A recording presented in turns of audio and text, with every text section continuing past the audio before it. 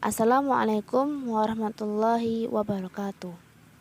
Yang saya hormati Bu Nadia Kamilia selaku dosen mata kuliah Sejarah Pendidikan Islam beserta teman-teman yang saya banggakan. Pada hari ini, kami dari kelompok 6 akan mempresentasikan tentang lembaga-lembaga pendidikan pada masa awal Islam. Sebelumnya, saya akan memperkenalkan anggota kelompok terlebih dahulu. Yang pertama, Siti Humaytu Rafiatul Rizqah dengan NIM 2120093. Yang kedua, Moh Taufik dengan NIM 2120102. Yang ketiga, Hanum Rahmaini dengan NIM 2120107. Yang keempat, Amala Rizky Saniatul Husna dengan NIM 2120108. Berikut presentasi dari kelompok kami. Pengertian lembaga pendidikan. Lembaga pendidikan adalah sebuah institusi atau wadah di mana terjadinya proses pendidikan berupa kegiatan belajar mengajar yang berlangsung atau organisasi yang dibuat dan dibentuk demi mewujudkan suatu tujuan tertentu, yaitu salah satunya proses transfer ilmu pengetahuan antara pemberi dan penerima ilmu, serta budaya terhadap para penerima ilmu untuk mengubah kepribadian atau tingkah laku seseorang menjadi lebih baik dan dewasa tentunya, untuk mendapatkan kehidupan yang lebih baik pada kemudian hari atau masa yang akan datang.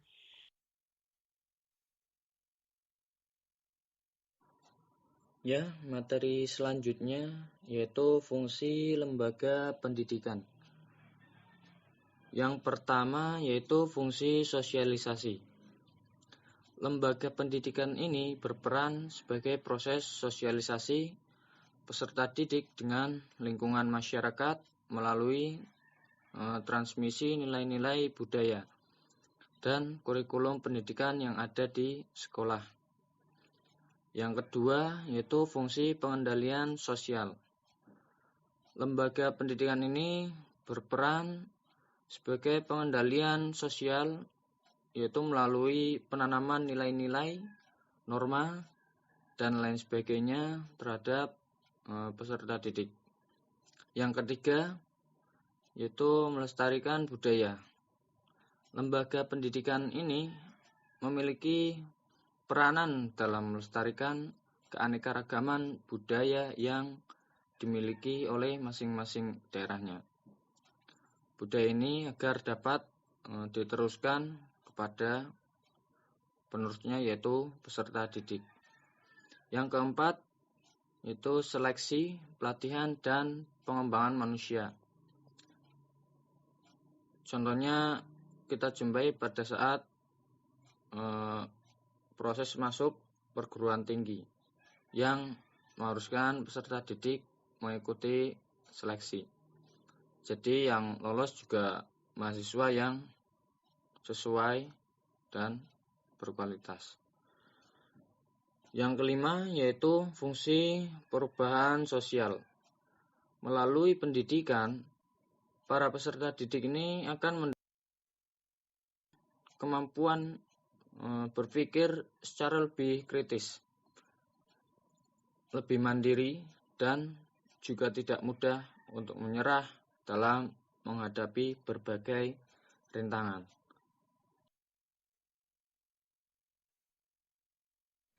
Tujuan lembaga pendidikan yang pertama, untuk melaksanakan kegiatan belajar mengajar terhadap peserta didik baik melalui keluarga, sekolah maupun lingkungannya.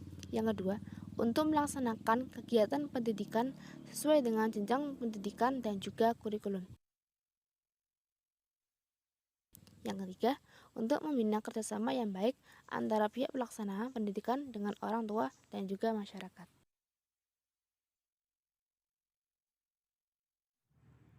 Lembaga pendidikan pada masa awal Islam.